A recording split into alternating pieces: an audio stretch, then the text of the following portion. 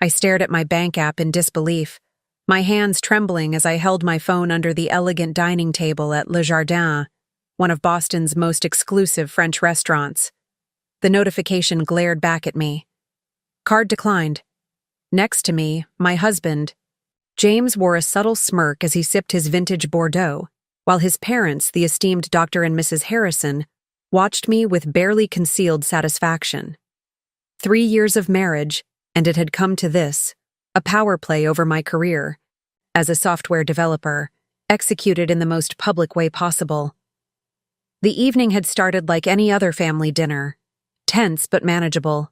The crystal chandeliers cast a warm glow over the private dining room, and the soft classical music playing in the background did little to ease the growing knot in my stomach.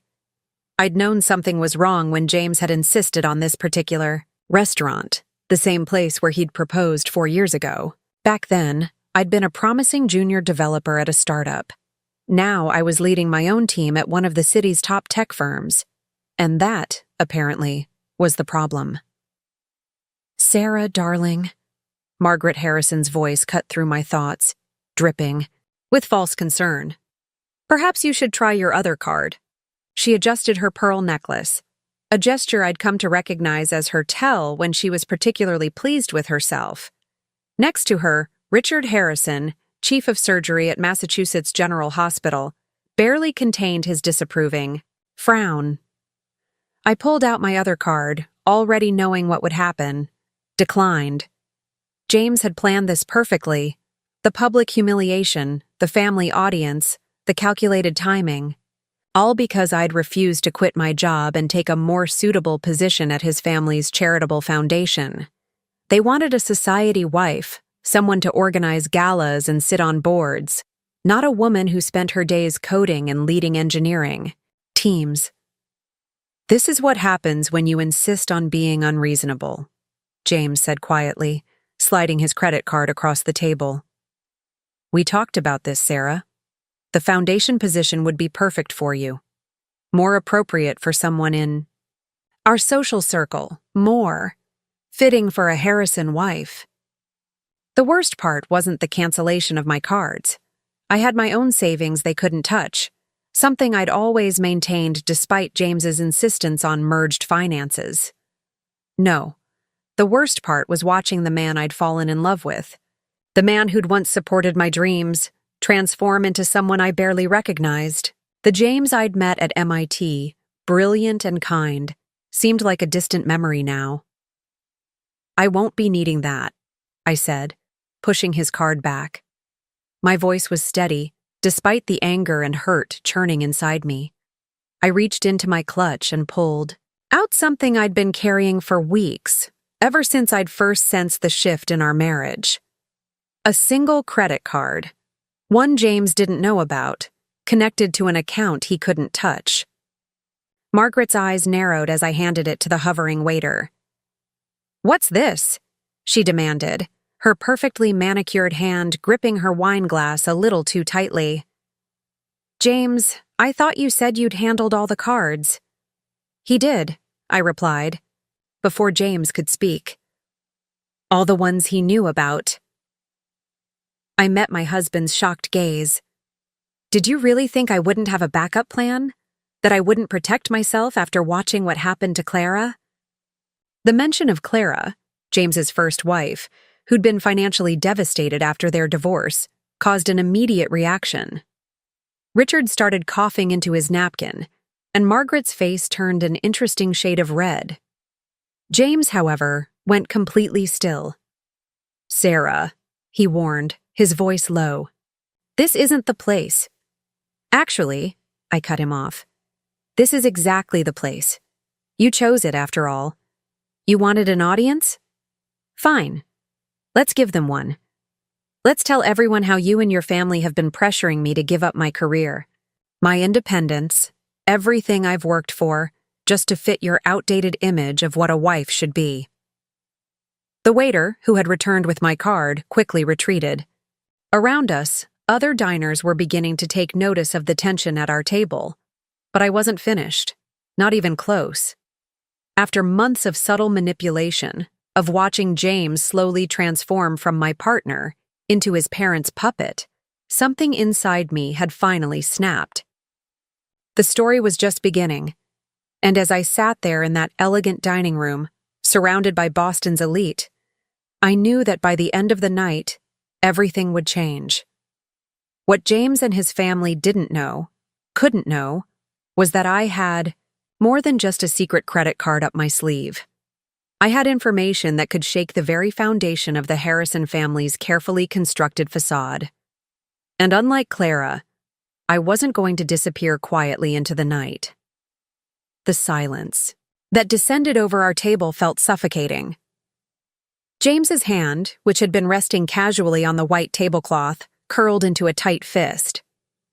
I could see the muscle in his jaw twitching, a tell he'd had since our first year together at MIT, back when our biggest arguments were about whose turn it was to buy coffee during late-night coding sessions. "Perhaps we should order," Margaret suggested, her voice artificially bright as she signaled for the waiter. But I noticed how her eyes darted nervously around the restaurant, checking to see if anyone had overheard my outburst. The Harrisons had always been obsessed with appearances, with maintaining their position in Boston's social hierarchy. It was one of the many things that had started to suffocate me over the past year. The waiter approached cautiously, clearly, sensing the tension. As he recited the evening's specials, I found myself remembering the first time James had brought me to Le Jardin. It had been different then. We were just two brilliant software engineers in love, celebrating my first major promotion. He'd been so proud of me that night, his eyes shining as I talked about my plans for revolutionizing our company's security protocols. When had that pride turned to resentment? "I'll have the coq au vin," Margaret announced, breaking through my thoughts. "Richard?" "The beef bourguignon," he replied curtly, not bothering to look up from his menu. "And another bottle of the Bordeaux." When it was my turn, I smiled at the waiter. "The salmon en croûte, please." My voice was steady, even as I felt James's disapproving glance. The salmon was the most modestly priced entree on the menu, a deliberate choice that I knew would irk him.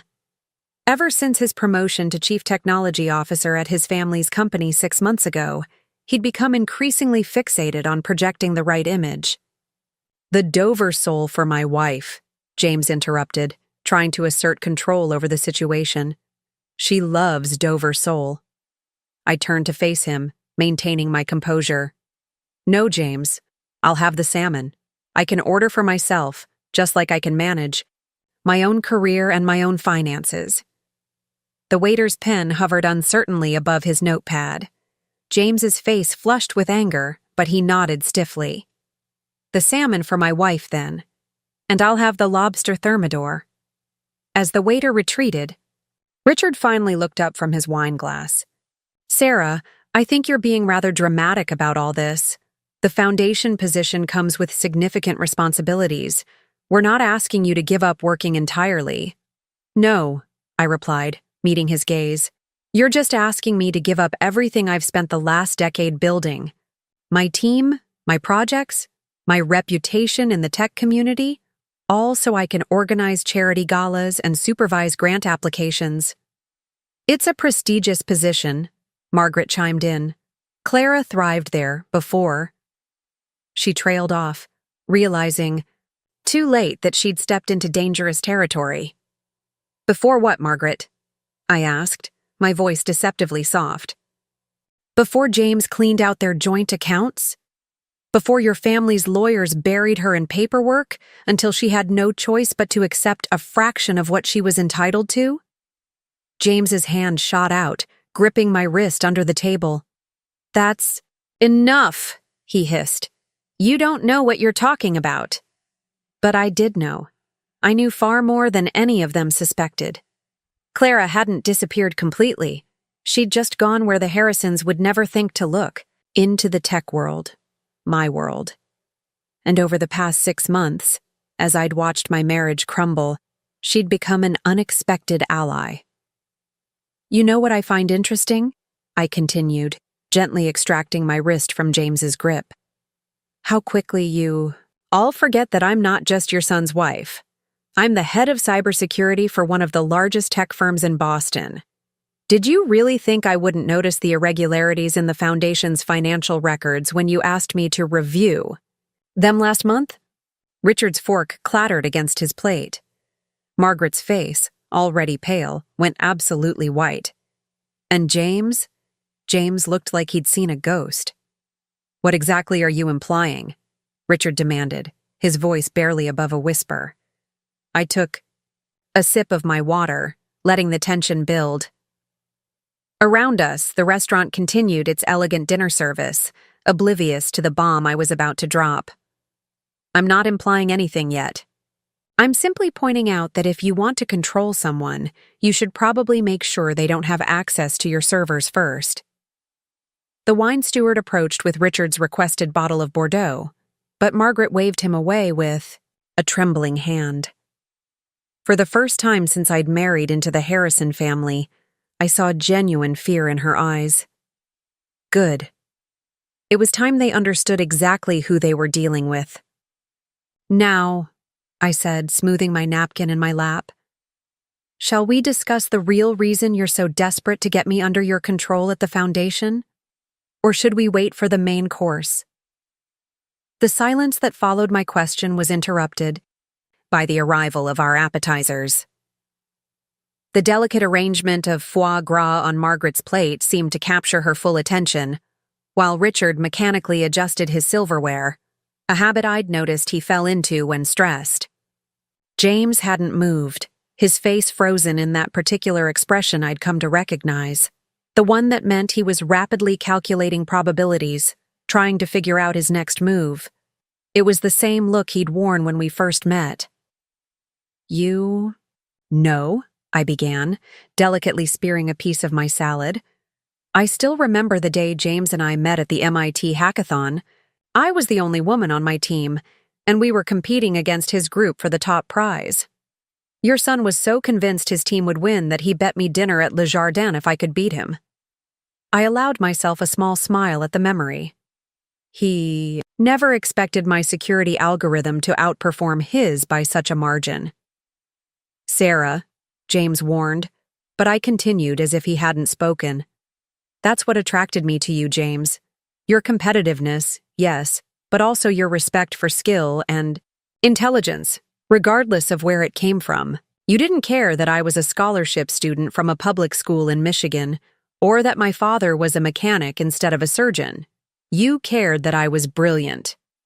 Margaret set down her fork with exaggerated care. That was a long time ago, dear. People grow up. They realize what's truly important in life. You mean they realize what's important to their family's image? I countered.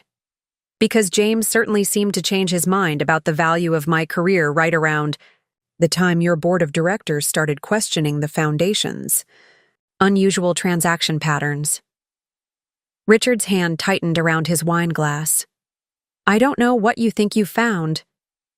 $7 million, I interrupted quietly. Transferred through a series of shell companies, ultimately landing in offshore accounts.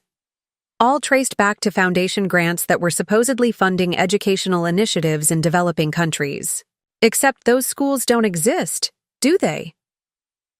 The color drained from Richard's face. James reached for his water glass, his hand visibly shaking. I felt no satisfaction in their distress, only a deep sadness for what could have been.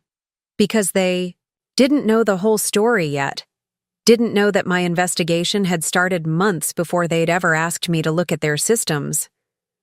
I was already tracking similar patterns, I explained, my voice steady. My team had been hired to investigate a series of sophisticated financial frauds targeting nonprofits. The perpetrators were experts at hiding their tracks, but they made one crucial mistake. They got greedy and they got sloppy. Sound familiar, Richard? Margaret's perfectly manicured nails drummed against the table. If you're suggesting that, the Harrison Family Foundation... I'm not suggesting anything, I cut in. I'm telling you that I know. I know about the embezzlement, the fake charities, the kickbacks. I know about the board members being blackmailed into silence. And I know that's why you're so desperate to get me under your control. Because I'm the only one who's managed to follow the money all the way to its source. James finally found his voice. If you know all this, why haven't you reported it? I turned to look at my husband, really look at him. Despite everything, I could still see traces of the man I'd fallen in love with. The brilliant, ambitious programmer who'd once valued truth and integrity above all else. Because I kept hoping you'd choose me, I admitted softly. Choose us, our partnership, the future we planned together. I kept waiting for you to remember who you were before your family convinced you that image was more important than ethics. The waiter approached with our main courses, but Margaret waved him away with a shaking hand. The food wasn't important anymore. We'd moved far beyond the pretense of a family dinner. What do you want? Richard asked, his surgeon's composure finally cracking. Money? A position on the board? I laughed, but there was no humor in it. That's the problem with your family, isn't it? You think everything and everyone can be bought. That's why you never understood me. Never really saw me as anything more than an inconvenience to be managed. But I'm not Clara. I didn't marry James for his money or his family name. I married him because I believed in our shared vision of using technology to make the world better. I turned back to my husband. Remember that, James? Remember our plans to develop affordable security solutions for small nonprofits? Before your family convinced you that profit margins were more important than purpose? James's face had taken on an ashen quality, and for the first time that evening, I saw a glimmer of the man I'd married. Vulnerable, uncertain, caught between loyalty to his family and his own moral compass. The truth was, I didn't want their money or their power. What I wanted was something far more valuable, something I was beginning to realize I might never get back. The trust and partnership I'd once shared with James. But as I sat there, watching the perfect Harrison family facade crumble, I knew that the next few minutes would determine not just my future, but the future of everyone at that table. The maître d' hovered anxiously at the edge of our private dining area, clearly sensing the mounting tension. Margaret attempted to wave him over, probably hoping to diffuse the situation with another bottle of wine, but I caught his eye and gave a subtle shake of my head. This conversation needed to happen with clear minds. You said you've been tracking similar patterns, James said slowly, his tech background finally engaging with the implications of my words. How long have you been investigating the foundation? I took a careful sip of water, buying time to choose my next words. Do you remember last Christmas when you were so angry that I had to work through the holidays? That urgent security breach I was dealing with? I watched understanding dawn on his face. It wasn't our company's systems I was protecting. It was tracking the first signs of the Foundation's fraudulent activities. That's impossible, Richard interjected, but his voice lacked its usual authority. Our security systems are state-of-the-art. We have the best money can buy, I finished for him. Yes, you do. But here's what you never understood about me, Richard. I don't just manage security systems, I build them. And every system, no matter how sophisticated, has vulnerabilities if you know where to look. Margaret's hand trembled as she reached for her wine glass. James, darling, surely you can control your wife's access to our systems. I couldn't help but laugh at that. Control my access? James may be your CTO, but he's not the only one with technical expertise. In fact, I pulled out my phone and opened a secure folder. Would you like to see the transaction records from last Tuesday? The ones showing the $2 million transferred to a supposed educational initiative in Guatemala? James leaned forward, his professional curiosity momentarily overriding his family loyalty. Tuesday's records are encrypted with a quantum-resistant algorithm. Even I don't have access to those yet. No, you don't, I agreed. But Clara did something very smart before she left. Something none of you noticed because you were too busy destroying her reputation and freezing her assets. Richard's surgical calm finally cracked. What are you talking about? Clara was just a socialite. She didn't know anything about our systems. Clara was a lot of things you never bothered to learn about, I corrected him, including being one of the first investors in my startup before I sold it and joined the corporate world. She understood tech a lot better than you gave her credit for. And she left breadcrumbs, digital breadcrumbs that only someone with the right technical knowledge would know how to follow. The color drained from James's face. The backdoor access. It wasn't a coding error, was it? No, I confirmed. It was deliberately placed there, hidden in a way that would only be noticeable to someone who knew exactly what to look for. Clara might not have had concrete proof of the Foundation's activities when she left, but she made sure that someone would eventually find it. Margaret's perfectly composed facade was crumbling. This is absurd. You can't possibly expect us to believe that Clara. That's why you pushed so hard for me to take the Foundation position, I continued, ignoring her interruption. Not just to control me, but because you needed someone with my expertise to find and close any security vulnerabilities. You wanted me to clean up your mess without realizing what it really was. The tension at the table was palpable. James was staring at his plate, his brilliant mind no doubt racing through all the implications. Richard had gone completely still, his surgeon's hands clenched into fists on the tablecloth. And Margaret looked like she'd aged 10 years in the past few minutes. If what you're saying is true, James finally spoke, his voice barely above a whisper, why didn't you come to me with this sooner? I felt my throat tighten with emotion. Because every time I tried to talk to you about the Foundation over the past year, you shut me down. You started staying later at the office, canceling our date nights, pulling away. Then came the subtle suggestions about my career, the comments about how I was embarrassing the family by continuing to work in tech. You stopped being my partner and became their son instead.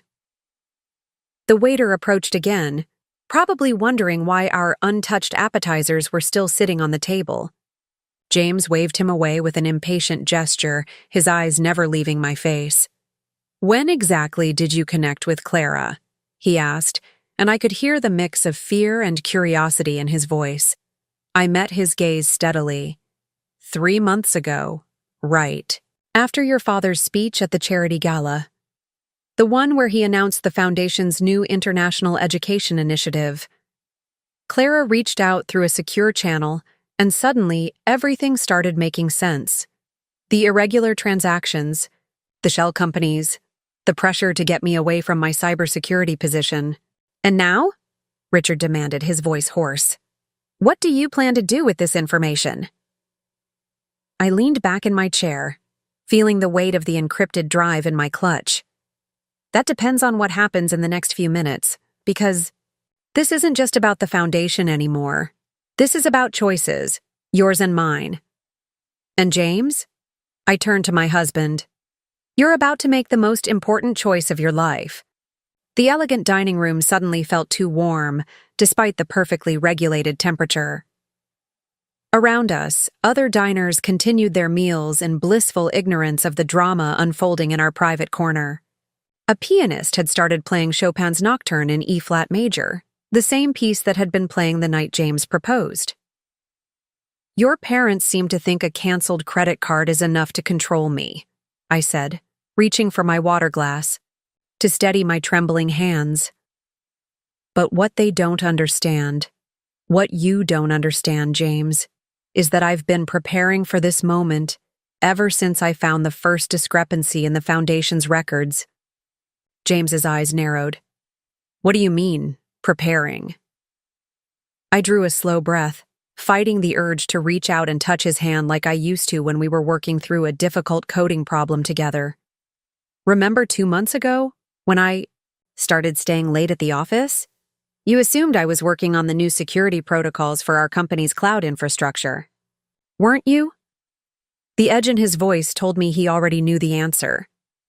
No, I was building a case, gathering evidence, documenting transactions, creating an unbreakable chain of proof that would stand up in court. Because I knew this day was coming. I knew that eventually your family would try to force my hand. Margaret made a small choking sound. Court? You wouldn't dare? I've already dared, I cut her off. The evidence is stored in multiple secure locations, with deadman switches set to trigger if anything happens to me. One copy is with my lawyers. Another is with a major financial crimes investigative journalist. And a third. I paused, letting the implications sink in, is with Clara's legal team.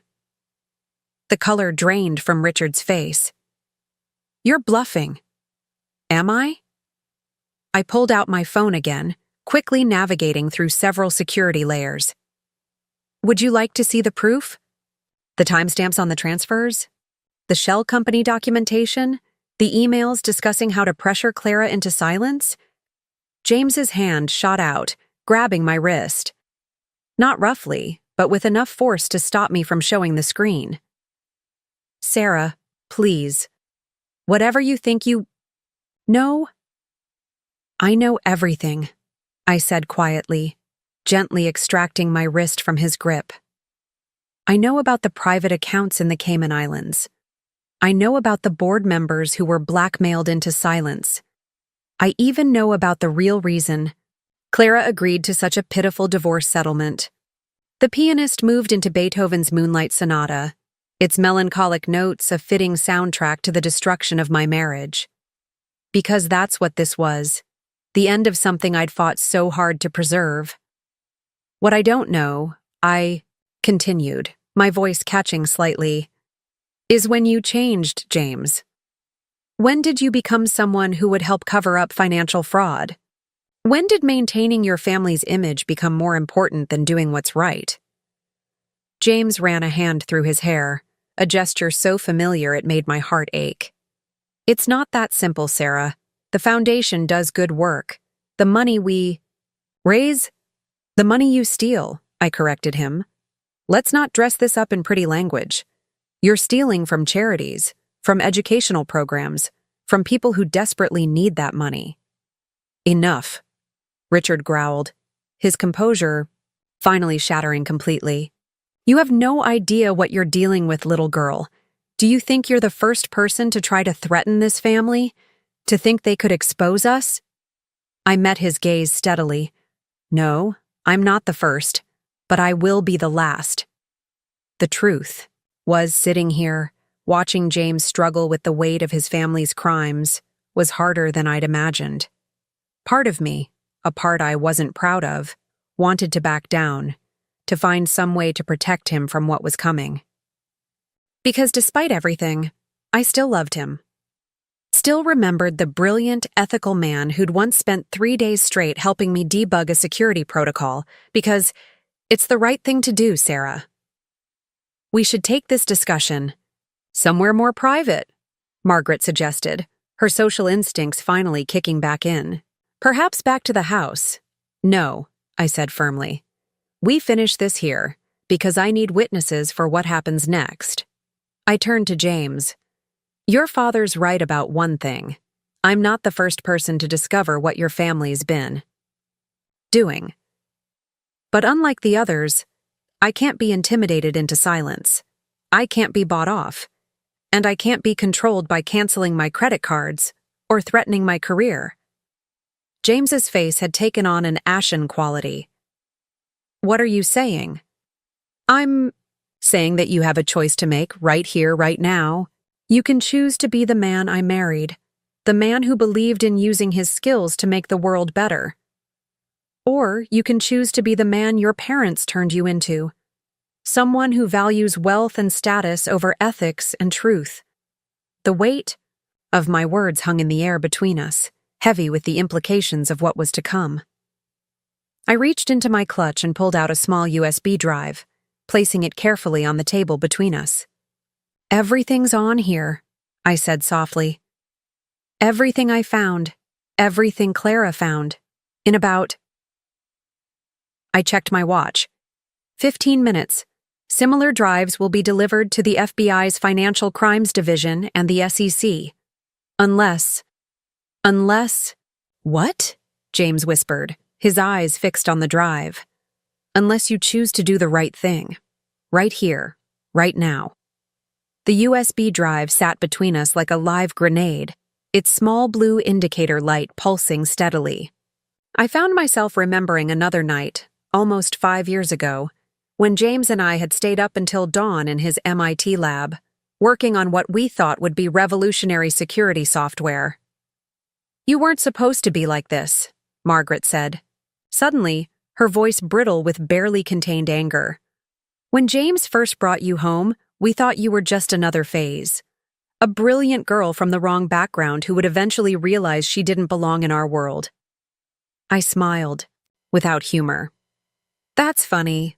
Clara said you had the exact same thoughts about her at first. Except she was from the right background, wasn't she? Just not quite controllable enough for your tastes." "Don't talk about Clara," James snapped, but I could see the uncertainty in his eyes.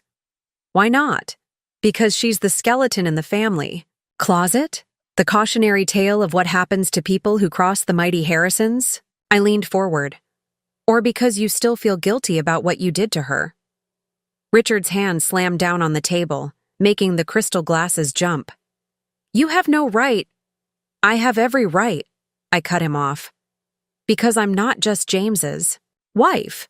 I'm also the person who helped Clara rebuild her life after your family destroyed it. Did you know she works for my company now? Under a different name, of course. She's brilliant with network security. Another talent your family never bothered to notice." James's head snapped up. "What did you say?" "You heard me. Remember Project Phoenix? The revolutionary security protocol my team developed last year? Clara was part of that team. She's been right under your nose this whole time, helping me uncover your family's fraud." The silence that followed was deafening. I could see the pieces falling into place in James's mind. All those times I'd worked late, the mysterious success of our security protocols, the way I'd gradually pulled away from his family's social circle. "It wasn't just about the money, was it?" I continued, my voice softer now. "Clara figured that out before I did. The Foundation's fraud was just part of a bigger picture. Tell me, Richard, how many other families have you destroyed to maintain your perfect image? How many other people have you silenced?" Margaret's hand shook as she reached for her wine glass. "You don't understand. Everything we've done has been to protect our legacy, our reputation." "Your lies," I corrected her. "I've seen the records, Margaret. Not just the financial ones. The private investigators you hired to dig up dirt on board members who asked too many questions. The threatening letters to journalists who got too close to the truth. The accidents that befell people who couldn't be bought off." James's face had gone completely white. "What are you talking about?" I pulled out my phone again, quickly navigating through encrypted folders.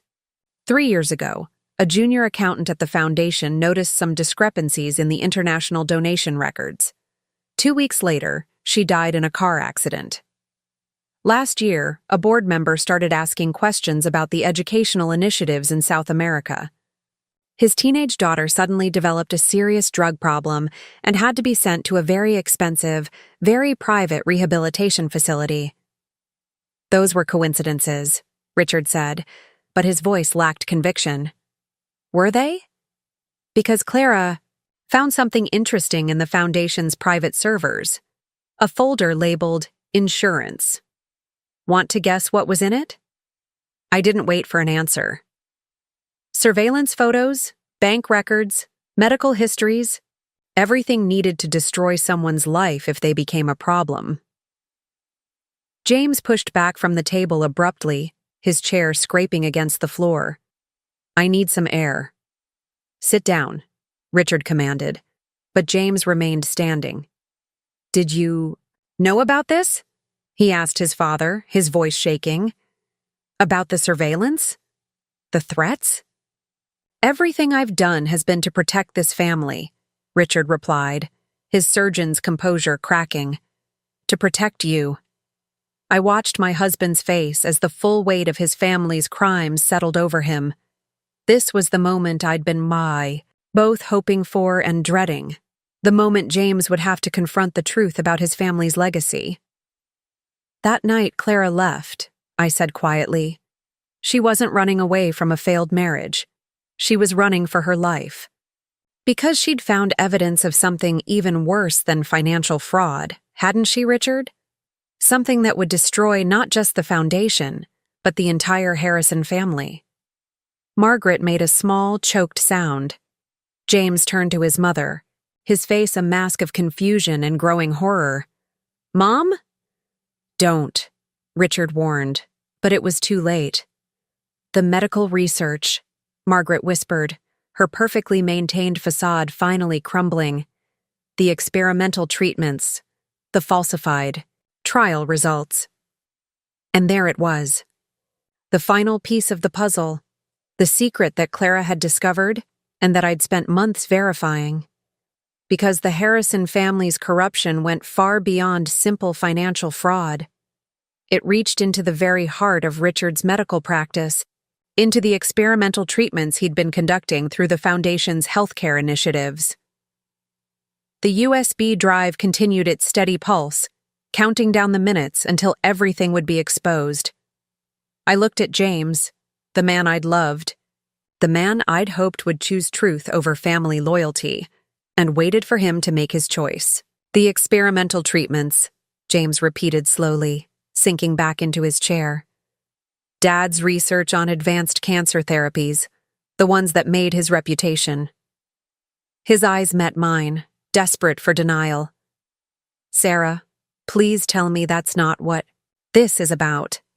I pulled out another document from my clutch, a simple spreadsheet that had taken months to compile. 37 patients, I said quietly. All terminal cases, all wealthy. All desperate enough to try an experimental treatment that promised miraculous results, and all of them dead within 6 months. Richard's face had taken on an unnatural pallor. Those patients were terminal. They knew the risks. Did they? I interrupted. Did they know that the success rates you showed them were fabricated? That the previous trial data was manipulated? That you were using the Foundation's charitable medical programs in developing countries to conduct unauthorized trials? James's hands were shaking as he reached for the spreadsheet. How did you find this? Clara found the initial evidence in the Foundation's secured medical database. But it was your mother's meticulous record-keeping that provided the real proof. I turned to Margaret. You documented everything, didn't you? Every payment, every confidentiality agreement, every threat made to ensure silence. Richard leaned forward, his surgeon's hands clasped tightly on the table. You're looking at this all wrong. The potential benefits of these treatments. Benefits? The word exploded from me, causing nearby diners to glance our way. Tell that to Maria Santos's family. James's head snapped up. Who? Maria Santos, age 42, mother of 3. Stage 3 breast cancer patient who participated in your father's revolutionary treatment program last year. I pulled up another document on my phone. Would you like to read her autopsy report? The one that your father made sure was buried. Under layers of legal paperwork and falsified medical records? That case was an anomaly, Richard started, but I wasn't finished. Or how about David Chen, age 35, financial analyst with stage 2 pancreatic cancer. He mortgaged his house to pay for your miracle treatment, left behind a wife and twin daughters. The official cause of death was listed as complications from advanced cancer. But we both know that's not what really happened, don't we, Richard? The color had drained completely from Richard's face. James looked like he might be sick. Sarah, he whispered, please tell me you're wrong about this. Tell me there's another explanation. I felt tears threatening to spill, but forced them back. I wish I could. God, James, you have no idea how much I wish I could tell you this was all a mistake. that your father's research was legitimate, that the foundation was really helping people. But I can't, because the evidence is irrefutable. 6 minutes now. The USB drive's pulsing seemed to match the pounding of my heart. The children's program, James said suddenly. The new educational initiative. When is it supposed to launch? Next month, Margaret answered before she could stop herself. The first phase 1 of 3, I interrupted. Starting with schools in Dar es Salaam, Guatemala, expanding to Ethiopia and Bangladesh by end of year. Total estimated reach, 10,000 children. I met Richard's eyes. 10,000 potential test subjects for your next round of experimental treatments. James stood up so abruptly his chair toppled backward, the crash drawing startled looks from nearby tables. You were going to experiment on children? My God, Dad, what have you become? Sit down, Richard hissed. You're making a scene. A scene? James laughed, a horrible, broken sound. You're worried about making a scene when you've been planning to use innocent children as lab rats? 4 minutes. The USB drive's light was steady now, marking the approaching deadline. James, darling. Margaret reached for her son's hand. Everything we've done has been for the family, for our legacy. Surely you can understand. Understand what? He yanked his hand away. Understand that my father has been killing people. With unauthorized treatments? That you've been using our charitable foundation as a cover for medical experiments? That you were planning to experiment on children? It's more complicated than that, Richard started, but James cut him off. No, it's really not. He turned to me, his face a mask of anguish. The credit cards, the pressure about my job, the constant pushing to get you away from cybersecurity. It was all about this, wasn't it? About keeping your secrets safe. I nodded slowly. They knew I was getting close. Margaret's perfect composure cracked entirely. We had to protect the family name. You don't understand what it took to build this legacy. A legacy built on dead bodies, I cut in sharply. On desperate people who trusted you, who believed in Richard's reputation as a brilliant surgeon, who never knew they were just test subjects for treatments you knew weren't ready. The pianist had moved on to a somber Rachmaninoff piece, its dark tones a fitting backdrop to the unfolding tragedy. Around us, other diners continued their meals, oblivious to the destruction of the Harrison family legacy happening just feet away. The Foundation's international programs, James said, his voice hollow. The medical outreach initiatives in developing countries. Were those all testing grounds? I confirmed gently. Places where adverse reactions could be explained. Away. Where desperate people wouldn't question miracle cures that seemed too good to be true. Where deaths could be attributed to poor medical infrastructure rather than experimental treatments. Richard suddenly laughed, a harsh, bitter sound. You think you understand everything, don't you? You think this is all about money and reputation? Those treatments could have revolutionized cancer therapy. If we'd had more time, more test subjects, more victims, I corrected him. And that's exactly what Clara discovered, isn't it? Not just the fraud, not just the deaths, but your plans to expand the trials. To use the Foundation's new educational initiative as a cover for accessing even more vulnerable populations. James was scanning through the spreadsheet, his technical mind processing the data with rapid precision. I could see the moment he found the pattern, the correlation between Foundation donations and unexpected deaths in various international locations. The school programs, he whispered. They weren't just for money laundering. They were going to be access points for medical trials, I finished. Clean, controlled environments where children could be monitored, where adverse reactions could be documented without oversight, where parents could be convinced that experimental treatments were routine vaccinations. Margaret made a small, choking sound. We were trying to help. To advance medical science? By experimenting on children? My voice rose despite my efforts to maintain composure. By using the Foundation's charitable work as a cover for unauthorized drug trials? Do you have any idea how many lives you could have destroyed? The USB drive's light continued its steady pulse, each flash bringing us closer to the moment when everything would be exposed. James stared at it, then at the spreadsheet in his hands, then at his father. All those times you asked me to upgrade the Foundation's security, he said slowly, to implement new encryption protocols, to restrict access to certain databases. It wasn't about protecting donor information, was it? Richard's silence was answer enough. And now you understand why they were so desperate to get me away from my cybersecurity position, I added softly.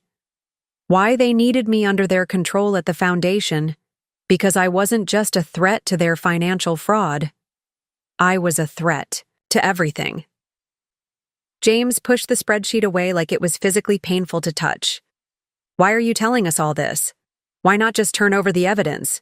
I reached across the table, not quite touching him, but close enough to feel the familiar warmth of his presence.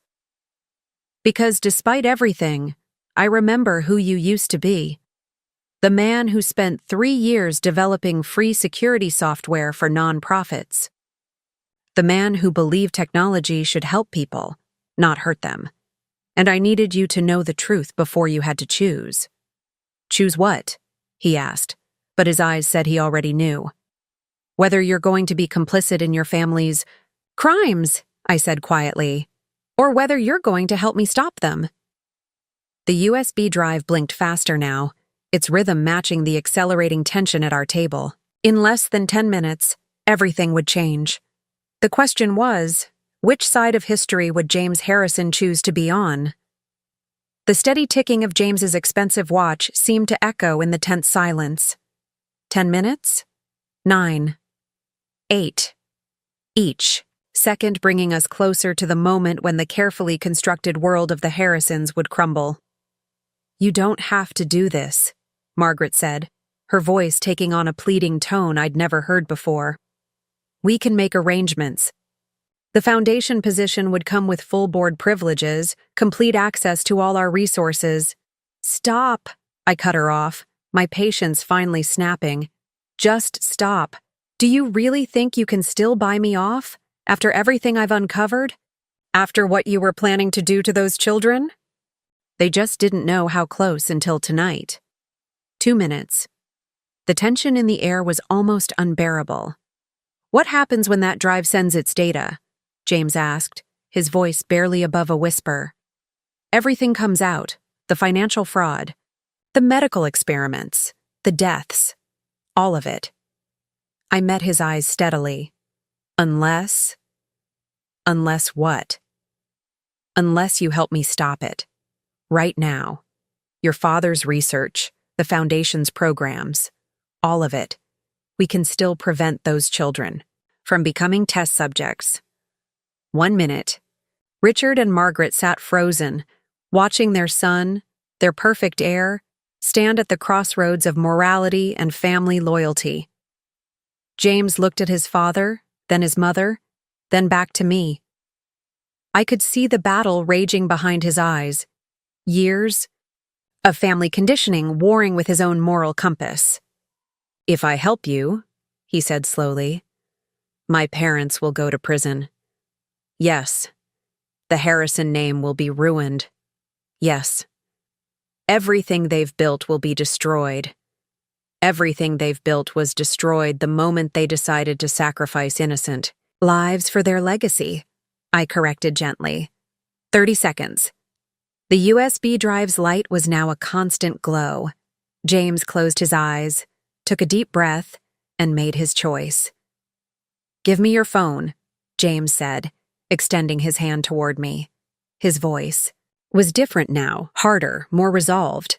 It was the voice of the brilliant programmer I'd fallen in love with, the one who could solve impossible problems under impossible pressure. Richard started to rise. James, think about what you're doing. I am thinking. James cut him off. Sharply. For the first time in years, I'm actually thinking clearly. He turned back to me, The phone, Sarah. Now. I hesitated for a fraction of a second before placing my phone in his palm. James immediately began typing, his fingers flying over the screen with practiced precision. I recognized the intensity in his expression. It was the same look he'd worn during our hackathon days when we were racing against time to crack impossible security protocols. The dead man's switch, he muttered, more to himself than to us. It's not just time-based, is it? You would have built in additional triggers. Multiple fail-safes, I confirmed. Location tracking, biometric monitoring, network status checks. Margaret made a small, desperate sound. James, please. Whatever you're thinking of doing. Be quiet, he snapped, not looking up from the phone. I need to concentrate. 20 seconds remained on the USB drive's countdown. James's fingers continued their rapid dance across my phone's screen, navigating through layers of security I'd spent months building. I watched in growing amazement as he systematically dismantled and rebuilt protocols in real time. There, he said finally, just as the USB drive's light turned solid. I've rerouted the primary data streams and modified the trigger parameters. He looked up at me. The evidence won't go to the FBI or SEC. Not yet. Richard sagged in relief, but James wasn't finished. Instead, he continued, his voice gaining strength, it's all being uploaded to a secure server I control. Every document, every record, every piece of evidence Sarah and Clara collected. He turned to his parents, and it's going to stay there, as insurance. Insurance? Richard's face darkened. Are you threatening us, son? No, Dad. I'm stopping you. James's voice was steady now, certain. Here's what's going to happen. First, you're going to shut down the Foundation's international programs. All of them. Immediately. That's impossible, Margaret protested. The contracts are signed. The announcements have been made. Then unsign them. Make new announcements. I don't care how you do it, but those programs end. Tonight. James's tone left no room for argument. Second, you're going to turn over all of your research data, Dad. Every trial, every patient record, every result, real and falsified. Richard's face had turned an alarming shade of red. You can't be serious. I've never been more serious in my life, James cut him off. Because option 2 is that I let Sarah's evidence go public right now. Your choice. I watched this. Transformation in awe. This was the James I'd known was still there, buried under years of family manipulation and pressure. The man who understood right from wrong, who had the courage to stand up for his principles. The Foundation's legitimate charitable work can continue, he continued, his tech CEO efficiency taking over. But under new management and with complete transparency. I'll oversee the transition personally. And if we refuse? Richard's voice was dangerous now. James met his father's gaze, steadily. Then I'll press this button right now, and you can explain to your country club friends why you're being let out of your hospital in handcuffs tomorrow morning. The silence that followed was absolute. Even the pianist seemed to have paused, between pieces, as if the very air in the restaurant was holding its breath. Why? Margaret whispered, tears streaming down her perfectly made-up face. Why would you turn against your own family like this? Because you stopped being my family the moment you decided that profits and prestige were worth more than human lives. James's voice cracked slightly. Because somewhere along the way, you turned into people I don't recognize anymore. People who would experiment on children. People who would kill to keep their secrets. He turned to me then, and I saw something in his eyes I hadn't seen in months. Respect, admiration, and maybe, just maybe, a glimmer of the love we'd once shared. Sarah was right, he continued. About everything. About who I used to be. About what really matters. He squared his shoulders. And now I'm going to do what I should have done months ago. I'm going to help her make this right. Richard's surgical calm finally shattered completely. If you do this, you'll destroy everything we've built, everything we've worked for. No, James interrupted. I'll be saving what's left of our family's soul. He stood up, straightening his tie with steady hands. You have until midnight to give me your decision. After that, everything goes public. He turned to me, extending his hand. Shall we? I looked at his offered hand, then at his face. Determined, resolute, finally free of his family's toxic influence. This was the moment everything changed, the moment when power shifted irrevocably. Taking his hand, I stood. Yes, I said simply. We shall. As we walked away from the table, leaving Richard and Margaret sitting in stunned silence, I heard James murmur, I'm sorry it took me so long to see the truth. You saw it when it mattered most, I replied softly. The night air was cool on our faces as we stepped out of Le Jardin. Behind us, a dynasty built on lies was crumbling. Ahead of us lay uncertainty, challenges, and the hard work of making things right. But for the first time in months, we were facing it together. The valet brought James's Tesla around, its sleek black surface reflecting the golden lights of Le Jardin. Neither of us spoke as we slid into the car, the weight of what had just happened settling over us like a heavy blanket. James's hands gripped the steering wheel, his knuckles white, but he made no move to start the engine. They're not going to accept it, you know, I finally said, breaking the silence. Your father's spent too long building his empire to let it go without a fight.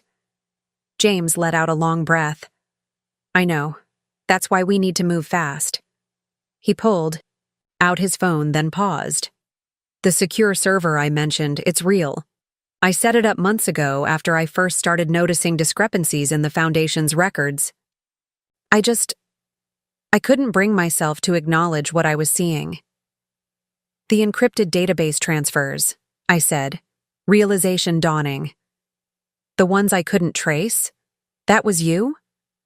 He nodded, a ghost of his old smile playing across his lips. I may have been acting like my father's puppet, but I never stopped being a programmer. Some part of me knew this day would come. I just didn't expect you to be the one to bring everything to light. A sharp tap on the car window made us both jump. Richard Harrison stood there, his face a mask of barely contained fury. James pressed the button to lower the window just an inch. If you leave now, Richard said, his voice low and dangerous, don't bother coming back. Everything you have, your position, your trust fund, your shares in the company, all of it will be gone by morning. James met his father's gaze steadily. Actually, Dad, I don't think you'll be in any position to make those kinds of decisions by morning. You see, while you were threatening Sarah with canceled credit cards, I was busy transferring controlling interest in Harrison Technologies to a blind trust, one that I control. The color drained from Richard's face. You can't do that. The board would never... The board already approved it. 2 weeks ago, right after I found the files about the planned pediatric trials. James's voice was ice, cold now. I may have been blind to a lot of things, but I'm still a better CEO than you ever gave me credit for. Margaret appeared behind her husband, her perfect composure completely shattered. James, please, we can discuss this as a family. Family? I couldn't hold back anymore. You want to talk about family now? After you tried to destroy mine? After you threatened my career, my reputation, my marriage? We were protecting our legacy, Margaret insisted. Your legacy is built on dead bodies, I shot back. On fraud and exploitation and human experimentation. And now it's going to end. James started the car, its electric motor humming to life. Midnight, Dad. That's your deadline. Either shut down the international programs and turn over all the research data, or tomorrow morning the world learns exactly what kind of legacy the Harrison family really built. As we pulled away from Le Jardin, I watched in the side mirror as Richard and Margaret grew smaller, two perfectly dressed figures standing frozen on the curb, watching their carefully constructed world collapse around them. "Where are we going?" I asked, noticing we weren't heading toward our penthouse apartment. "First, to my office. I need to initiate some protocols I put in place. Security measures to protect the company's legitimate assets and employees from the fallout that's coming." He glanced at me. "Then to meet Clara. She should be part of what happens next." I felt a surge of emotion, pride, relief, and something else I wasn't quite ready to name. "You knew about Clara? About her working with me?" "Not until tonight, but I should have. The security protocols your team developed, they had her signature all over them. I just didn't want to see it." He ran a hand through his hair. "God, Sarah, how did I let things get so far? How did I become someone who would look the other way while my own father?" "Hey," I reached over and touched his arm. "You stopped it. When it mattered most, you chose to do the right thing." "Because of you," he said quietly. "Because you were brave enough to stand up to them, to stand up to me." His phone started buzzing, calls and messages flooding in from his parents, their lawyers, probably half the Harrison family circle by now. He ignored them all. "They're going to try to paint you as the villain," he said. "They'll say you're trying to destroy the family out of spite, or greed, or—" "Let them," I interrupted. "The evidence speaks for itself. And speaking of evidence..." I pulled out my own phone, quickly navigating through encrypted folders. "There's something you need to see. Something Clara found in your father's private server." James pulled into the underground parking garage of Harrison Technologies headquarters. "What is it?" "A list of names, dates, locations." I handed him the phone. "Every patient your father experimented on, every death he covered up, every family he silenced with threats or bribes." His hands shook slightly as he scrolled through the document. "There are hundreds of names here. And those are just the ones we could verify. There are probably more." I took back the phone. "That's why we can't back down, James. Not even if they agree to your terms. These families deserve justice." He nodded slowly, his face set with determination. "Then we'll make sure they get it. All of them." He turned to face me fully. "Whatever happens next, we do it together. No more secrets, no more divided loyalties." As we stepped out of the car, the towering glass headquarters of Harrison Technologies looming above us, I felt a shift in the air. The end of one chapter and the beginning of another.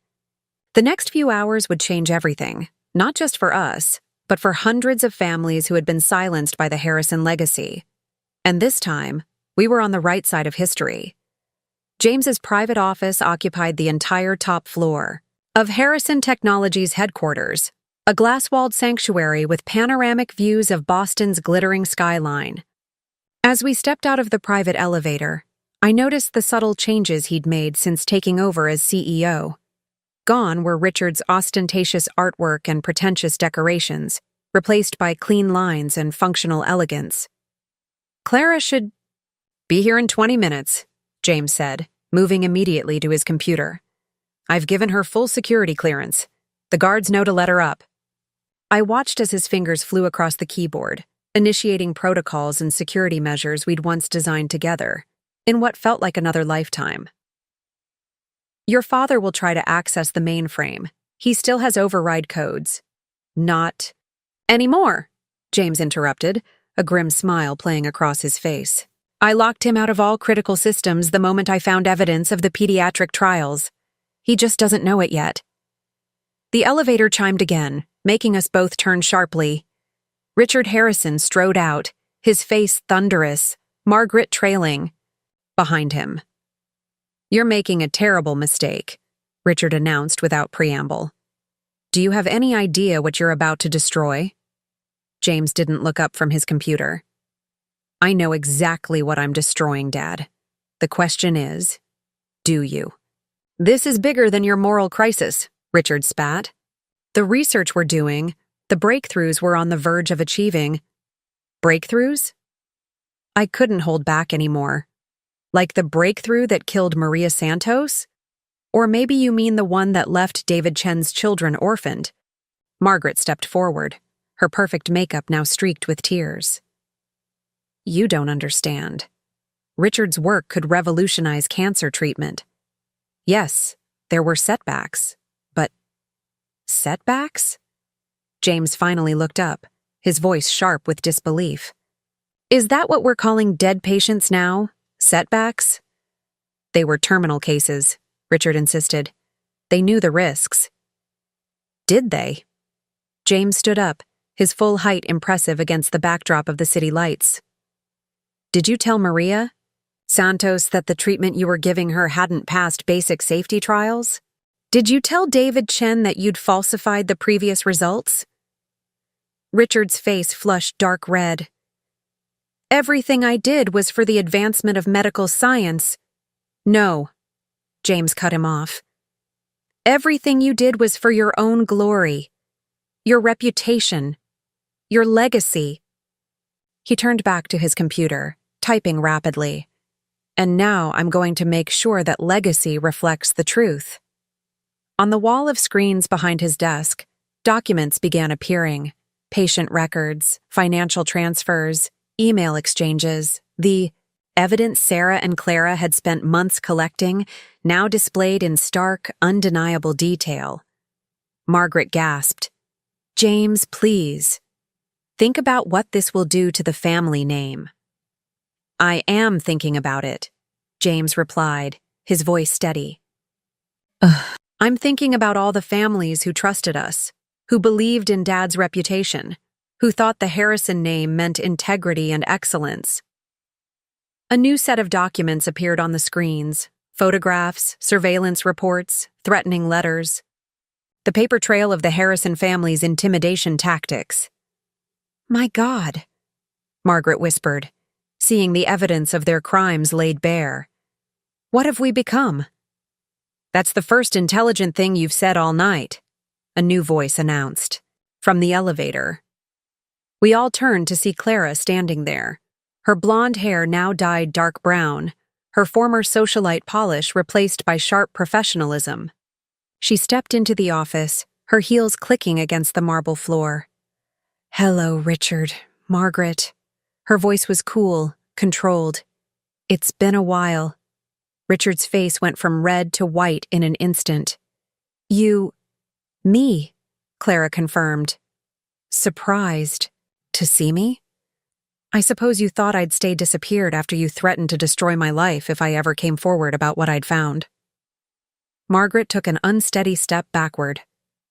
Clara, we never meant— Save it, Clara cut her off. I'm not here for your excuses. I'm here to make sure you can't do to anyone else what you did to me. She moved to James's computer, her fingers joining his on the keyboard. I watched in admiration as they worked in tandem, their technical skills complementing each other perfectly. The international programs are being suspended, James announced. All funds frozen, all contracts put on hold. You can't do this, Richard started forward, but I stepped between him and the computer. Actually, he can, I said. And he is. Right now, every board member is receiving documentation of your unauthorized experiments. Every partner organization is being notified of the Foundation's suspension. Every regulatory body is getting evidence of your fraudulent research. You'll destroy everything, Richard's voice cracked. Years of work, millions in funding. Better than destroying more lives, James replied without looking up. Better than experimenting on children. The screens filled with new data, the plans for the international schools, the carefully disguised medical testing protocols hidden within routine health screenings. Margaret swayed on her feet, finally seeing the full scope of what they'd been planning. It's done, Clara announced, stepping back from the computer. All systems locked down, all data secured. Richard lunged forward suddenly, his surgeon's composure completely shattered. I won't let you— James caught his father's arm mid-motion, his grip firm but not brutal. Yes, you will, because if you don't, if you try to fight this, everything goes public. Not just the medical fraud, not just the financial crimes, but everything. Every patient, every cover-up, every threat. You'd destroy your own father? Richard whispered. No, Dad, James replied softly. You did that yourself. I'm just making sure you can't destroy anyone else. The city lights played across the office, casting long shadows as the Harrison family legacy crumbled in real time. Clara's presence was a silent testimony to all they'd done, all they'd tried to hide. And as I watched James finally stand up to his parents, I saw not just the man I'd married, but the man he was meant to be all along. The night wasn't over yet, but the worst was behind us. The truth was out, and there was no going back. The first rays of dawn were beginning to paint the Boston skyline when Harrison Technologies' board of directors began arriving. One by one, they filed into the conference room adjacent to James's office, their faces a mixture of confusion, anger, and fear. Clara, James, and I had spent the night preparing for this moment, organizing evidence, securing systems, and making sure every detail was properly documented. Ladies and gentlemen of the board, James began, standing at the head of the long mahogany table.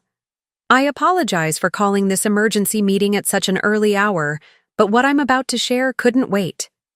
Richard and Margaret sat silently. In a corner, under the watchful eye of two security officers James had personally vetted. They looked smaller somehow, stripped of their usual power and presence. Before we begin, a board member named Thomas Chen spoke up. Where is Dr. Harrison? As chairman, he should— My father is here as a witness, James cut in, his voice firm, but he is no longer chairman of this board. As of 3 hours ago, the SEC has been notified of serious violations involving both Harrison Technologies and the Harrison Family Foundation. The room erupted in shocked murmurs.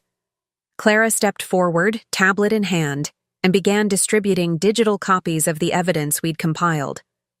What you're receiving now, she explained, her voice carrying clear authority, is documentation of systematic fraud, unauthorized medical experimentation, and criminal conspiracy spanning the past decade. Ms. Watson, another board member, sputtered, weren't you James's first wife? Yes. Clara's smile was razor-sharp. I'm also a senior security analyst who spent the last year helping to uncover this conspiracy. And before anyone suggests this is about revenge, I suggest you review the evidence in front of you. I moved to the presentation screen, pulling up the first set of documents. We'll start with the financial fraud. The Foundation's international.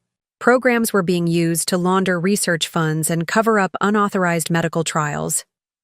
The room fell silent as we methodically laid out the evidence. Bank transfers, patient records, falsified research data.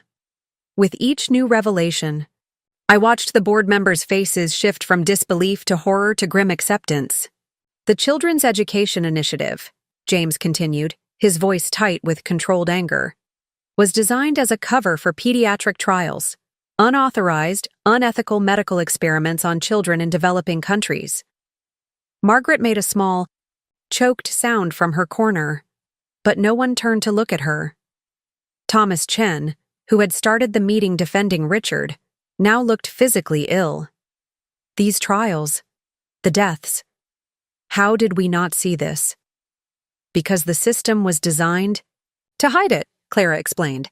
Trust funds, shell companies, layers of legitimate charitable work concealing the truth. I found parts of it during my marriage to James, but I didn't have enough proof. Not until Sarah and I started working together. And now? A younger board member asked. What happens now? James straightened his shoulders. Now we make it right. The Foundation's legitimate charitable work will continue under new leadership and complete transparency. All unauthorized medical programs are being shut down.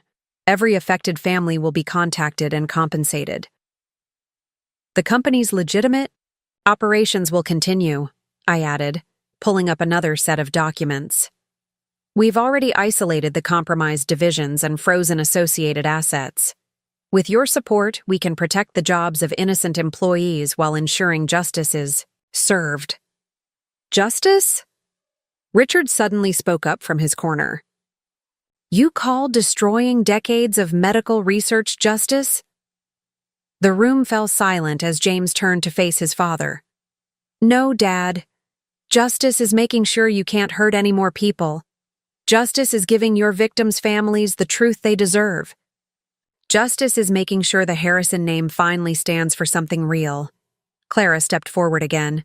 I've prepared detailed briefings for each of you on your roles going forward. The next few weeks will be challenging, but with proper management, the company can survive this. One by one, the board members began nodding. They were business people after all, and the path we'd laid out offered the best chance of salvaging their investments while doing the right thing. There will be those who try to stop this, I warned. People who benefited from the old system. They'll try to discredit us, threaten us, buy us off. Let them try, James replied, his voice carrying across the room. Every attempt at interference will be documented and added to the evidence. Every threat will be met with full legal response. This ends now. As the meeting continued, I watched the alliance forming, board members offering support, legal teams being mobilized, PR strategies being developed. The Harrison legacy was being dismantled, but something new and better was rising from its ashes. Clara caught my eye across the room and gave me a small nod. We'd done it. After months of careful planning, of gathering evidence, of building trust, we'd finally brought the truth to light.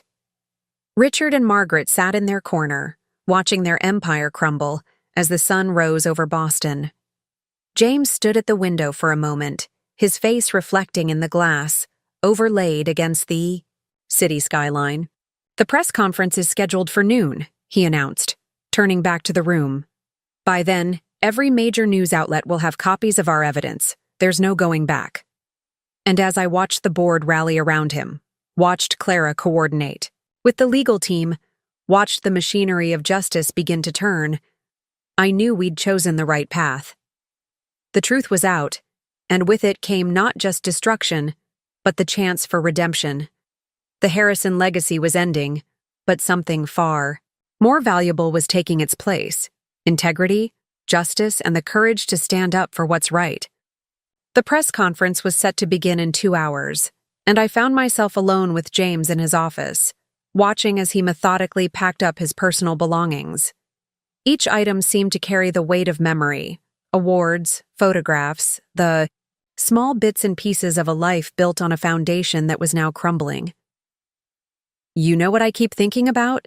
He said suddenly, holding a framed photo of his graduation from MIT. That first algorithm we wrote together. The one that was supposed to protect nonprofit organizations from fraud. I moved closer, looking at the young, idealistic faces in the photograph. The Open Shield project. We spent 3 months coding it. And now here we are, using those same principles to expose my own family's fraud. He set the photo down, carefully in a box. I keep wondering when I lost my way. When I stopped being that person who wanted to protect people and became someone who helped cover up crimes. I leaned against his desk, watching as he continued to pack.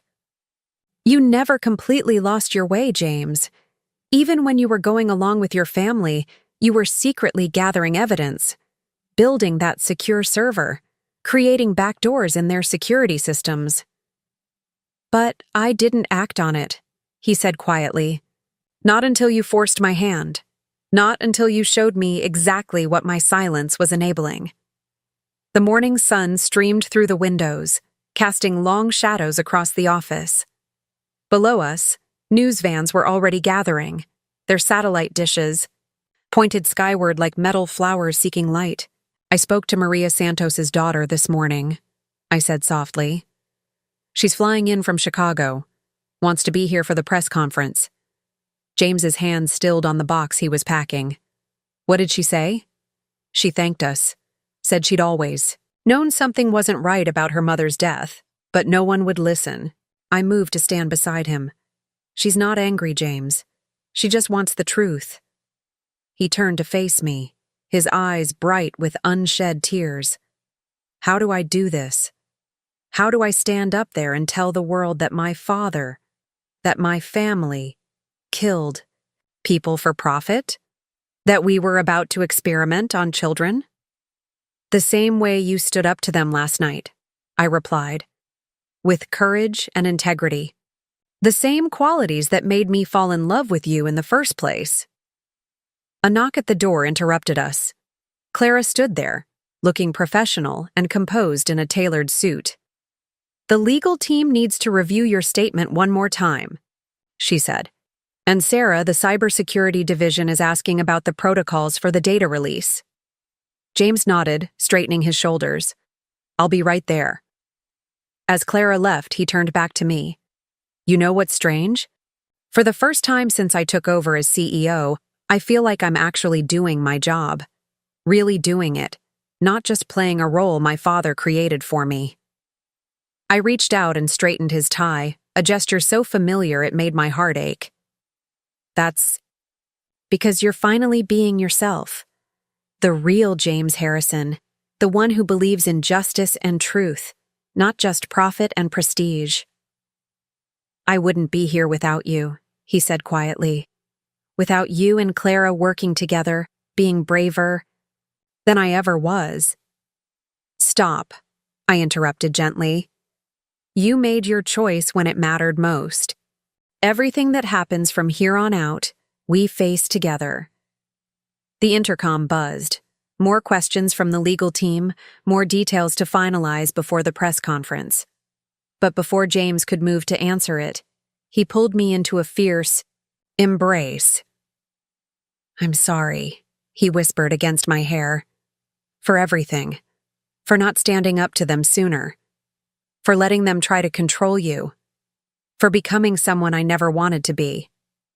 I held him tightly, feeling the tremors running through his body. You're not that person anymore. You're becoming who you were always meant to be. When we finally pulled apart, I saw something new in his eyes. A clarity, a purpose that had been missing for too long. He moved to his desk and pulled out a small notebook I recognized from our college days. Remember this? He asked, opening it to reveal pages of code written in his precise handwriting. Our original notes for the Open Shield project. I think it's time to revisit it. To use what we've learned to make sure nothing like this can happen again. A new legacy, I said, understanding dawning. Built on protecting people instead of exploiting them. Exactly. He tucked the notebook into his pocket. After the press conference, after all this is over, I want to rebuild everything. Not just the company, but our original vision. Will you help me? The question hung in the air between us, weighted with meaning beyond just business collaboration. This was about redemption, about reconstruction, about finding our way back to who we were meant to be, together. Yes, I said simply. I will. The intercom buzzed again, more urgently this time. The world was waiting, ready to hear the truth about the Harrison legacy. But in that moment, standing in the morning sun, I saw not the end of something, but the beginning. James squared his shoulders, ready to face what was coming. He was no longer the man who had let his family's corruption consume him, but someone stronger, better. Someone who had found the courage to choose truth over power, justice over legacy. And I would be there beside him, every step of the way. The press conference room at Harrison Technologies was packed beyond capacity. Journalists from every major network crowded the space, cameras flashing, microphones ready. In the front row, I saw Maria Santos's daughter, her face set with quiet determination. Next to her sat other families, victims of Richard's unauthorized trials, their presence a silent testimony to years of covered-up crimes. James stood at the podium, his posture straight, his voice unwavering as he delivered the prepared statement. Behind him, a large screen displayed key evidence, financial records, medical data, all carefully curated to tell the truth while protecting patient privacy. For decades, the Harrison name has been associated with medical innovation and philanthropic work, he began. Today, I stand before you to reveal the dark reality behind that reputation. I watched from the side of the stage as he methodically laid out the evidence, the financial fraud, the unauthorized medical trials, the planned expansion into pediatric testing. With each revelation, the room grew more silent. The only sound, the rapid clicking of cameras and the soft rustle of journalists taking notes. My father, Dr. Richard Harrison, used the Harrison Family Foundation to conduct unauthorized medical experiments on terminal patients, James continued, his voice steady despite the weight of his words. These experiments resulted in numerous deaths, which were then covered up through a complex system of legal and financial manipulation. From my position, I could see Richard and Margaret in a small room adjacent to the press conference, watching through a glass partition. They sat under guard, their faces ashen as their son dismantled their legacy piece by piece. The Foundation's planned international education initiative, James went on, was designed as a cover for expanding these unauthorized trials to include children in developing countries. Thanks to the efforts of our cybersecurity team, led by my wife Sarah Harrison, and former Harrison Technologies employee Clara Watson, these plans were uncovered before they could be implemented. A murmur ran through the crowd at the mention of Clara's name. She stepped forward then, taking her place beside James at the podium. 3 years ago, Clara spoke, her voice clear and strong. I discovered evidence of these activities during my marriage to James Harrison. When I threatened to expose the truth, I was systematically threatened, intimidated, and eventually forced into hiding. Today, I stand here not seeking revenge, but justice. The questions began then, a flood of them. James and Clara handled them with remarkable composure, providing clear, factual responses backed by the evidence displayed behind them. Mr. Harrison, one reporter called out, what happens to the company now? Harrison Technologies will continue its legitimate operations under new leadership, James replied. All compromised divisions have been isolated and affected assets frozen. Our priority now is protecting our employees while ensuring complete transparency and cooperation with authorities. And the foundation? Another voice asked. The Harrison Family Foundation's legitimate charitable work will continue, but under completely new management and oversight. Every program will be audited, every donation traced, every beneficiary verified. We are already in contact with affected families to begin the process of restitution. I stepped forward then, taking my place beside James. As head of cybersecurity, I can confirm that all evidence has been secured and verified. Multiple copies have been provided to relevant authorities, including the FBI, SEC, and medical oversight boards. A young reporter in the front row raised her hand.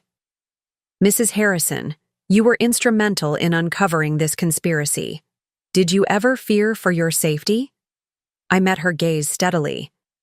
The only thing I feared was staying silent in the face of such grave injustice. Every person in this room who's lost someone to these unauthorized trials deserved to know the truth. Maria Santos's daughter stood then, her voice carrying clearly across the room. My mother trusted Dr. Harrison. She believed she was participating in legitimate medical research. Instead, she became an unwitting test subject in an unauthorized trial that killed her. How many other families have similar stories? James gripped the podium tightly, but his voice remained steady. Too many. And to every one of those families, I say this.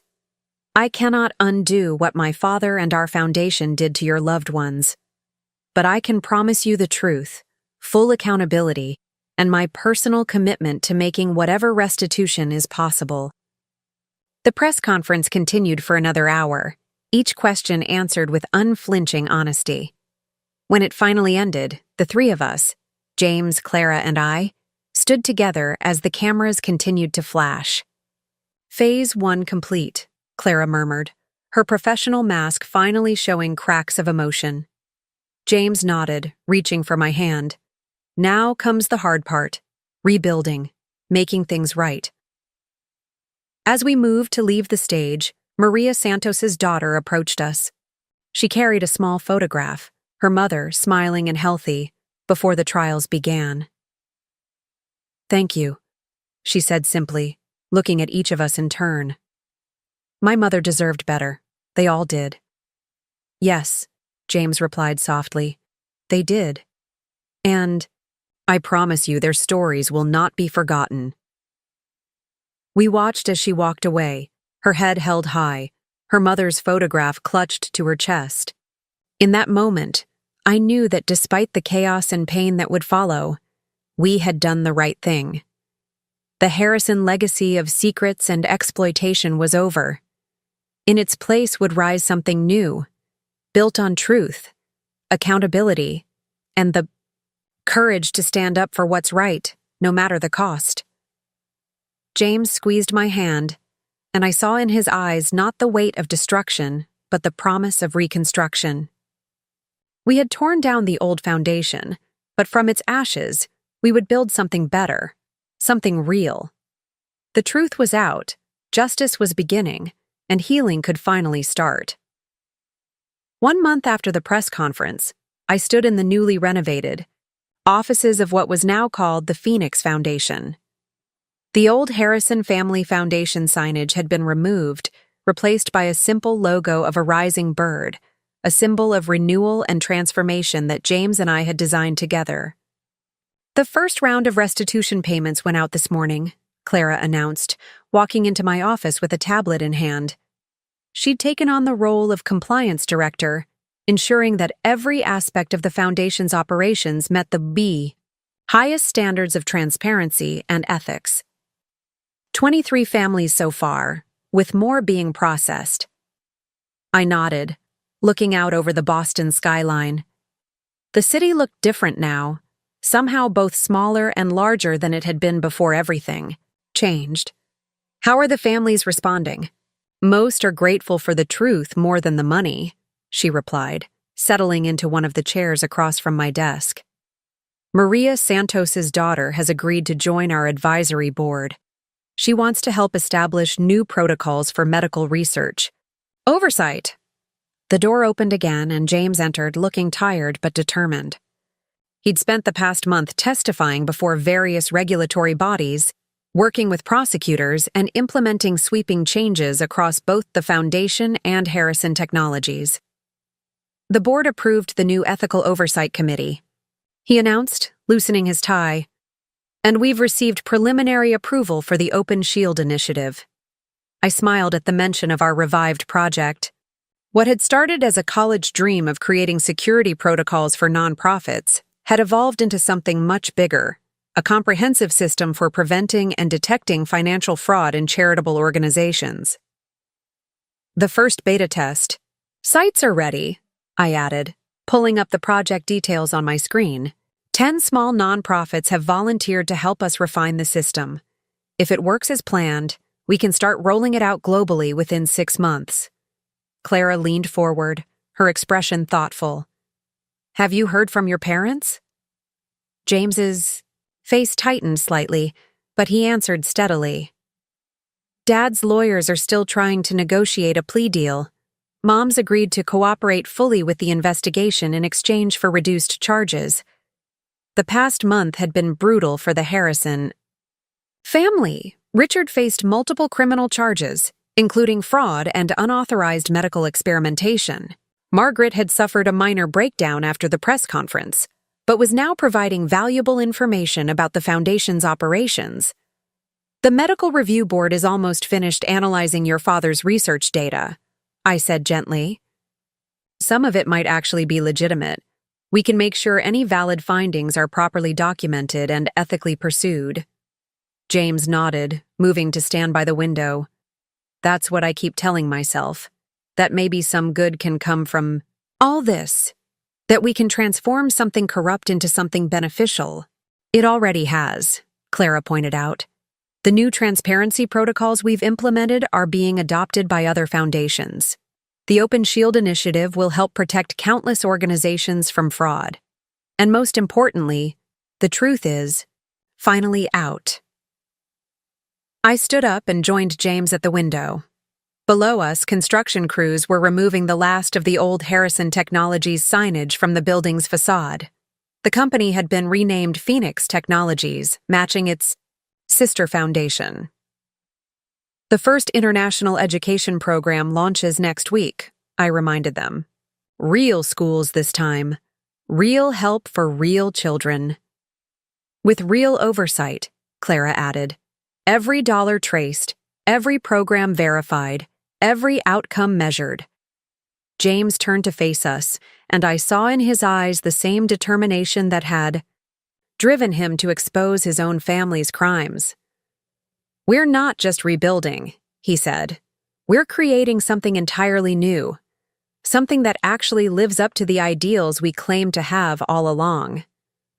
The afternoon sun cast long shadows across the office, but they seemed less threatening now, more like markers of progress than harbingers of secrets. My phone buzzed with a message from Maria Santos's daughter. The advisory board's first meeting was confirmed for next week. The pharmaceutical companies that supplied your father's unauthorized trials are being investigated, Clara reported, checking her tablet. 3 executives have already resigned, and there are hints of similar programs being exposed at other institutions. A domino effect, I mused, one truth leading to another. James reached for my hand, a gesture that had become both familiar and new in the wake of everything we'd been through. We should tell them about the expansion plans. I nodded, turning to Clara. We're establishing a legal defense fund for whistleblowers in the medical and charitable sectors, people who want to expose wrongdoing but fear retaliation. Like I once did, Clara said softly. Exactly. We want to make sure no one else has to go into hiding for trying to tell the truth.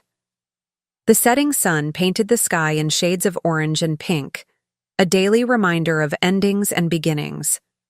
Outside my office, I could hear the sounds of the foundation staff working, phone calls about legitimate charitable programs, discussions of transparent funding mechanisms, plans for real educational initiatives.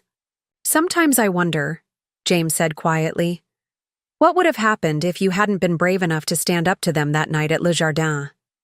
If you hadn't canceled those credit cards? I squeezed his hand. You would have found your way to the truth eventually.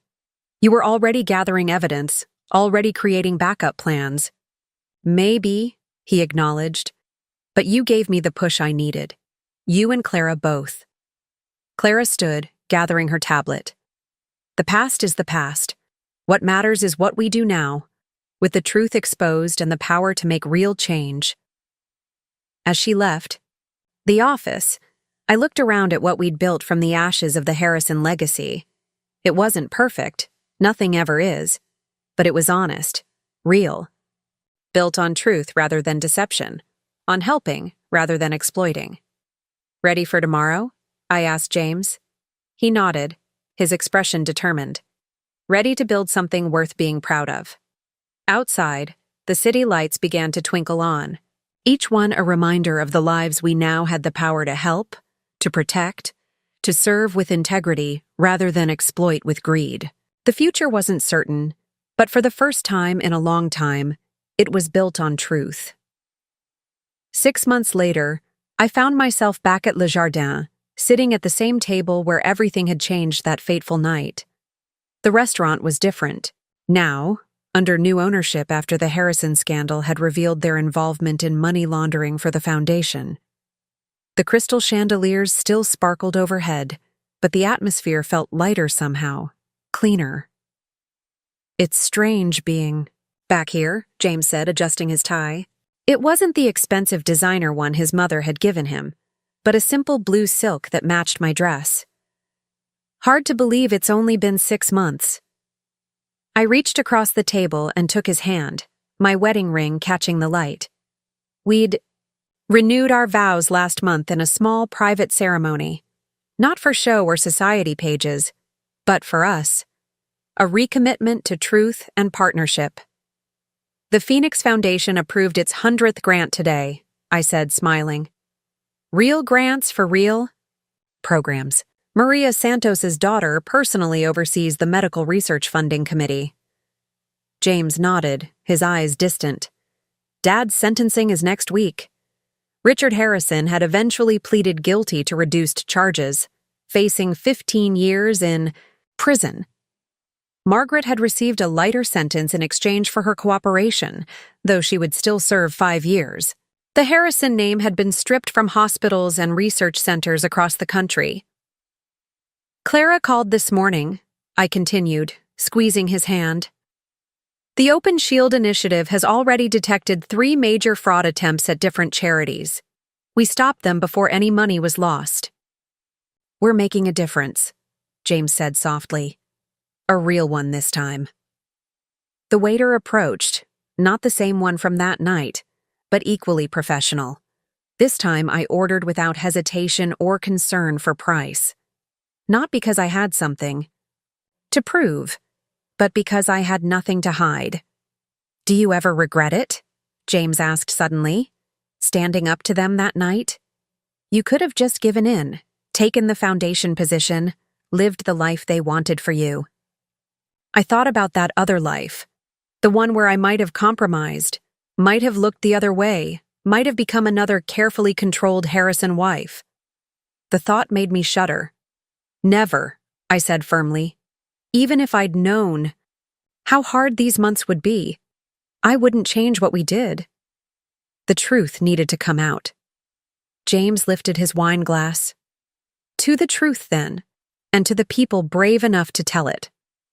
As we clinked glasses, I noticed a young couple at a nearby table, she in a simple dress, he in a slightly ill-fitting suit.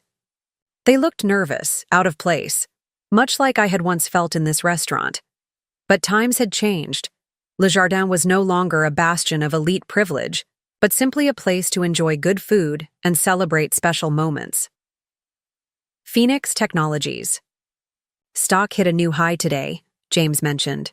Turns out ethical business practices are actually good for the bottom line. I smiled, remembering our college dreams of using technology for good. The cybersecurity division has tripled in size. Clara's team is training other organizations to implement similar oversight protocols. Speaking of Clara, James said, reaching into his jacket pocket, she sent over the final numbers for the Victims' Compensation Fund. Every affected family has been contacted, every case documented, every story heard. The weight of those stories still sat heavy on our shoulders, but now it was a weight we carried together, openly, with purpose rather than shame.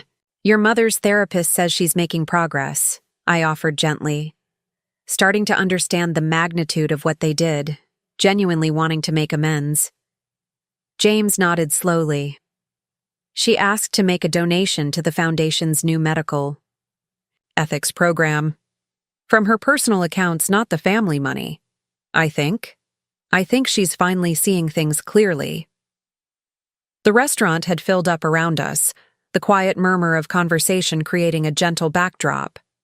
Through the windows, I could see the Boston skyline, the Phoenix Technologies building standing proud, its new logo a beacon in the night. You know what I realized? I said, watching the city lights twinkle. That night, when your father canceled my credit cards, he thought he was showing his power over me.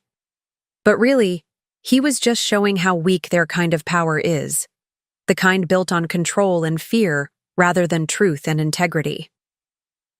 James lifted my hand to his lips, kissing it softly. You showed me a different kind of strength. You and Clara both did. Our desserts arrived. Simple creme brulee, not the elaborate confections the Harrisons would have insisted on. As we shared the dish, I thought about all the changes these 6 months had brought. The Phoenix Foundation was now a leader in transparent charitable giving, its protocols being adopted by organizations worldwide. Phoenix Technologies had become known for its ethical business practices and innovative security solutions. The Open Shield initiative was protecting nonprofits across the globe. But more importantly, we had changed. James was no longer the conflicted son trying to please his corrupt parents, but a leader committed to making genuine positive change. I was no longer the outsider fighting to maintain my identity against their control, but a partner in building something truly meaningful. "Ready to go home?" James asked as we finished our dessert. I nodded, standing and smoothing my dress.